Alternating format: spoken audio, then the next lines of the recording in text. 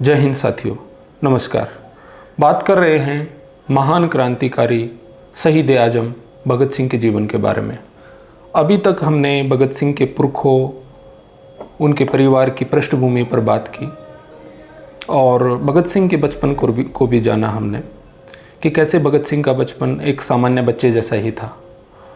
आज हम भगत सिंह के एक क्रांतिकारी जोशीले युवा बनने के सफ़र को देखेंगे। भगत सिंह और न केवल भगत सिंह, बहुत सारे क्रांतिकारियों और महापुरुषों के साथ एक बड़ी घटना घटी है कि हमने उनको पूजा है, हमने उनकी फ़ोटो अपने घरों में लगाई है और उनके नाम पर बहुत सारे कार्यक्रम भी होते हैं, लेकिन शायद हम उनके विचारों को जान नहीं पाए।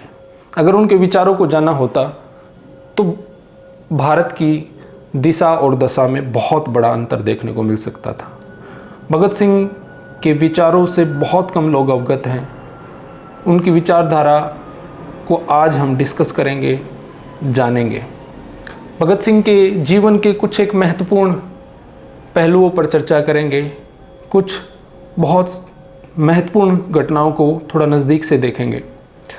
भगत सिंह प्राथमिक विद्यालय के बाद अब DAV हाई स्कूल लाहौर में दाखिला ले चुके हैं, जो थोड़ा गांव से उनके चाक नंबर 105 बंगा लायलपुर से थोड़ा दूर था। इसी वजह से शुरू में भगत सिंह को DAV बोर्डिंग हाउस में एडमिट कराया गया और वहाँ पर वो बहुत कुछ सीखते हैं, अकेले रहते हैं।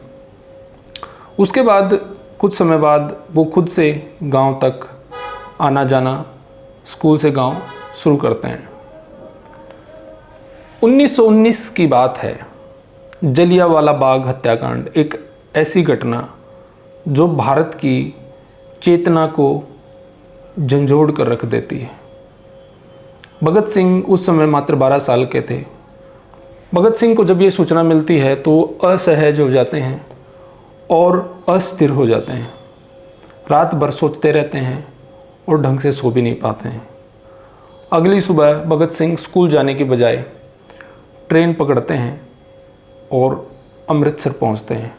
भगत सिंह के लिए अमृतसर पहुंचना कोई बहुत बड़ी घटना नहीं थी, बहुत बड़ी बात नहीं थी, क्योंकि भगत सिंह स्कूल से घर और घर से स्कूल अकेले ही जाने लग गए थे। अमृतसर अपने पिता के साथ कई बार वो जलसों में जा चुके थे, तो इसलिए भगत सिंह आराम से अमृतसर पहुंच जाते हैं। उस समय वहाँ पर जब वो देखते हैं कि लाहौर से भी बहुत सारे लोग उस जगह पर पहुँचे हुए थे, लोग बात कर रहे थे। कुछ लोग जिन्होंने उस घटनाक्रम को अपनी आंखों से देखा था वो उसके बारे में बता भी रहे थे। भगत सिंह एक 12 साल का लड़का वहाँ वो सारी बातें सुन रहा है और उसकी आंखों से पानी बह रहा है। एकदम से आक्रोशित, गुस्से में लाल कि कोई व्यक्ति इतने क्रूरता की हदों को कैसे पार कर सकता है, जो बच्चों पर, महिलाओं पर, बूढ़ों पर गोलियां चला देता है। इतना बड़ा नरसंहार। भगत सिंह बनने की यात्रा यहाँ से शुरू करते हैं। वो मैदान में पहुँचते हैं। मैदान में खून से मिट्टी सनी हुई थी। भगत सिंह एक बोतल में मिट्टी को डालते हैं। हालांकि ये कहना मुश्किल है कि ये विचार भगत सिंह के दिमाग में कहाँ से आया। उस मिट्टी को बोतल में डालते हैं और वहाँ से घर के लिए रवाना होते हैं। भगत सिंह बिल्कुल चुपचाप थे। जब घर पे पहुँचते हैं तो पूरा परिवार चिंता में था। उन तक सूचना पहुंच चुकी थी कि वो भगत सिंह आज स्कूल नहीं पहुंचे। भगत सिंह से पूछते हैं कि कहाँ थे तुम? तो भगत सिंह जब बताते हैं कि मैं जलियांवाला बाग में गया था, तो पूरा परिवार हैरान था और उनसे पूछते हैं कि किसके साथ तुम गए थे? भगत सिंह जेब से फ़ोटो निकालते हैं। करतार सिंह सराबा, उनका फ़ोटो दिखाते हैं। करतार सिंह सराबा एक ऐसे नौजवान थे जो भगत सिंह के घर पे आते जाते थे और गदर पार्टी के संरक्षक थे और उसकी मुहिम को पंजाब में आगे बढ़ा रहे थे। भगत सिंह के पिता किशन सिंह उनको फंडिंग भी करते थे। उसी दौर में करतार सिंह सराबा को 1914-15 में फांसी होती है और भगत सिंह के लिए वो नायक बनते हैं। भगत सिंह हमेशा करतार सिंह सराबा जैसा बनना चाहते थे। उनके व्यक्तित्व से वो काफ़ी प्रभावित थे, इसलिए उनका फ़ोटो हमेशा अपनी जेब में रखते हैं। तो भगत सिंह का परिवार जब पूछता है कि अकेले, तो वो उनका फ़ोटो दिखाते हैं। वहाँ से भगत सिंह घर में जाते हैं। उनकी छोटी बहन उनसे कहती है कि मैंने आपके लिए आमी की सब्जी बनाई है, इतनी अच्छे से आप सुबह से। तो भगत सिंह कुछ नहीं बोलते, एकदम शांत रहते हैं और जेब से बोतल निकालते हैं और अपनी बहन को बोलते हैं कि इसको सामने रखना है और ये मेरे साथ रहेगी। भगत सिंह जब तक जीवित रहे वो जलियांवाला बाग की मिट्टी हमेशा उनके साथ रही। वो मिट्टी, वो बोतल आज भी खटखट कला में भगत सिंह म्यूजियम के अंदर रखी हुई है। जो भगत सिंह जलियांवाला बाग में गए और जो वहाँ से लौटे, ये वो भगत सिंह नहीं थे। भगत सिंह बदल चुके थे। उनके अंदर, उनकी चेतना में, उनके मनस में एक ऐसी घटना घट चुकी थी जो एक महान क्रांतिकारी, एक युग दृष्टा को पैदा करने वाली थी। Bhagat Singh DAV high school Lahore में दाखिला लेने के बाद अब बहुत जल्दी नए तौर तरीके सीख रहे थे। अभी तक एक शर्मीले बच्चे की तरह पलने बढ़ने वाले भगत सिंह अब काफ़ी मिलनसार हो चुके थे और नए नए दोस्त बना रहे थे। भगत सिंह का व्यक्तित्व इतना प्यारा था और इतना मिलनसार था, इतने खुशमिजाज थे कि बहुत जल्दी लोग उनकी तरफ आकर्षित होते थे। ऐसे में ही कुछ एक मित्र ऐसे भी बने जो जीवन पर्यंत उनके मित्र रहे। उनका नाम मैं आपके सामने अभी ले देता हूँ, बाद में उनकी चर्चा होती रहेगी। प्राणनाथ मेहता, जो बाद में उनके डिफेंस लॉयर भी बनते हैं। प्रेम भाटिया और जयदेव गुप्ता, यशपाल, ये कुछ ऐसे मित्र रहे जो भगत सिंह के साथ कंधे से कंधा मिलाकर खड़े रहे और बाद में इनके संस्मरण और इनकी जानकारियाँ हम सब के लिए बहुत उपयोगी साबित होती है, जो ये हम सब के साथ साझा करते हैं। भगत सिंह जब 1919 के बाद, जलियांवाला बाग कांड के बाद 1921 से 1924 के बीच में गुरुद्वारा सुधार आंदोलन पंजाब के अंदर चलते हैं। कारण होता है कई गुरुद्वारा के महंत अंग्रेज़ों के पिट्ठू बन जाते हैं और उनकी इशारे पर बहुत सारे श्रद्धालुओं की हत्या करवा देते हैं। एक घटना जो पहला, ये 3 चरणों में घटनाएं घटती हैं। 3 आंदोलन ऐसे होते हैं। जो पहला ननकाना साहब, जो गुरु नानक के जन्म से जुड़ा हुआ है, वहाँ पर जो भगत सिंह के घर से बहुत दूर नहीं था, वहाँ पर होता है।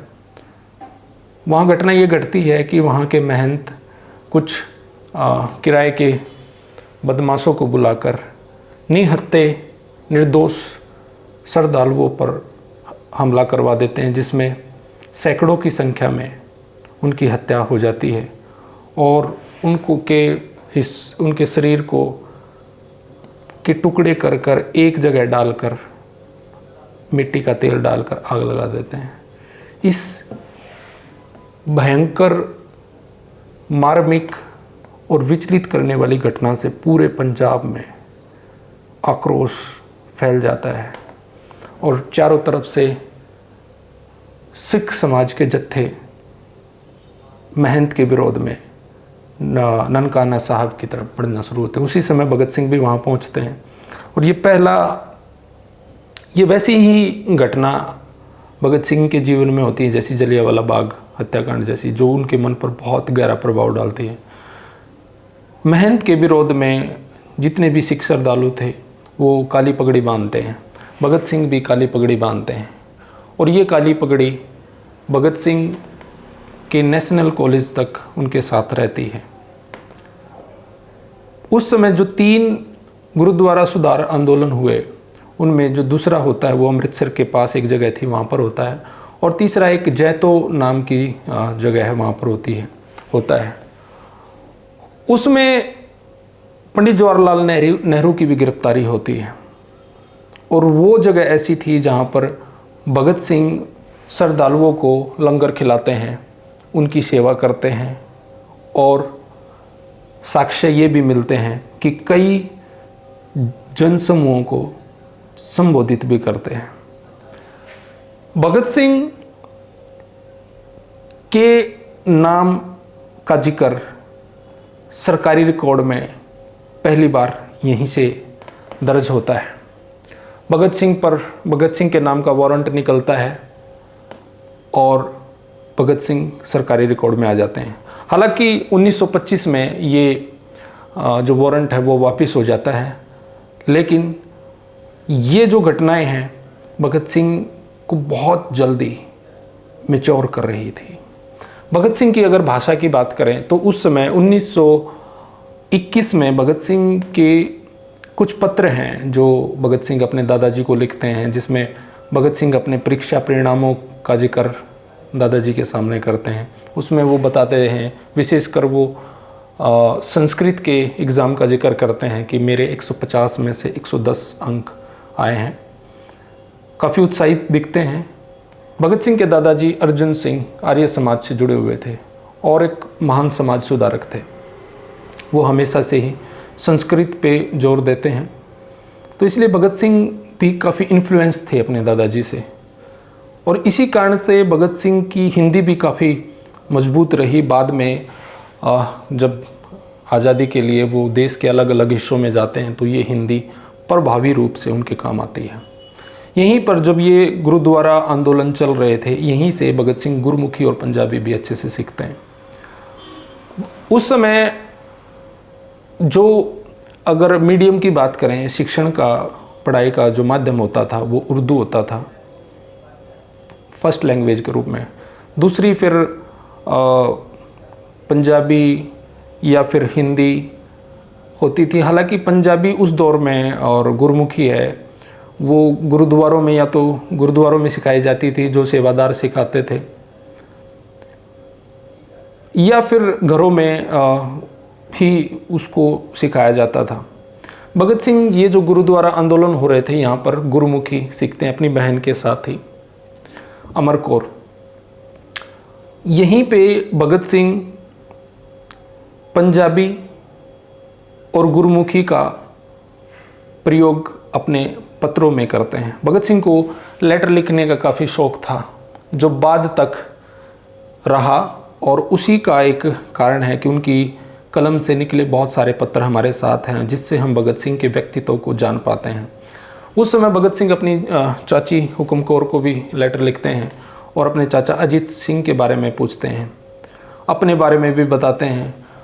पत्र में जिक्र भी करते हैं। भगत सिंह 2-3 चीज़ों के बारे में विशेष बात करते हैं कि मैंने पुरानी किताबें खरीद ली हैं, बहुत सस्ती मिल गई है, और यहाँ सब ठीक है।